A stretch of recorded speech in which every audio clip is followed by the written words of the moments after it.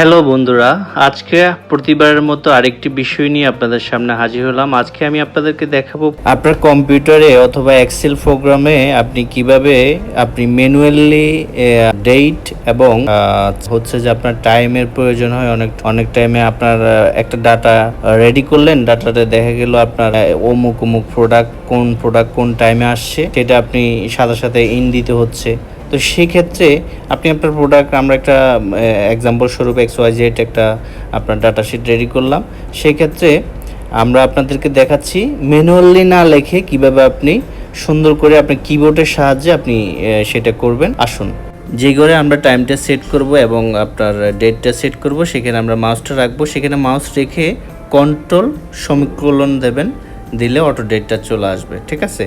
এবং এরপরে এখানে আপনি দুটো ক্লিক করবেন, ঘরটা একটু বাড়িয়ে নেবেন, দুটো ক্লিক করবেন, দুটো ক্লিক করে আপনি স্পেস দেবেন, ঠিক আছে। আপনার মাউথে স্পেসটা দেবেন, বড় যে কিবোর্ডের বাটনটা আছে সেটা দেবেন, স্পেসটা দেবেন। স্পেসটা দেওয়ার পরে আপনি কি করবেন, সেখানে কন্ট্রোল শিফট দুটো একসাথে চেপে ধরে আবার সেম আগের মতোই আপনি দেবেন, ওই সমীকরণটা দেবেন। দেওয়ার পরে টাইমটা চলে আসবে, ঠিক আছে।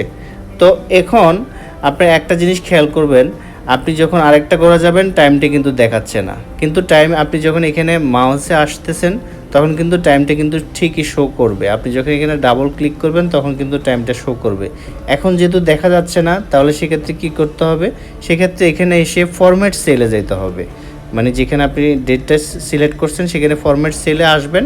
আসার পরে দেখবেন সেখানে লেখা আছে ডেট এবং টাইম দুটো একসাথে আছে, সেটা আপনি সিলেক্ট করে ওকে বাটনে ক্লিক করবেন। ওকে বাটনে ক্লিক করার পরে দেখেন এখন আর স্পেস দিলেও সমস্যা নেই, এখন আপনি সব গড়েই এভাবেই আপনি এটা লিখতে পারবেন, ওটা ওভাবেই সেট হয়ে গেছে, ঠিক আছে। তো এভাবে আজকের মতো এটা থাকলো। কোনো কিছু জানার থাকলে অবশ্যই আমাদেরকে কমেন্টস করবেন। তো থ্যাংক ইউ সবাইকে, ভালো থাকবেন সবাই।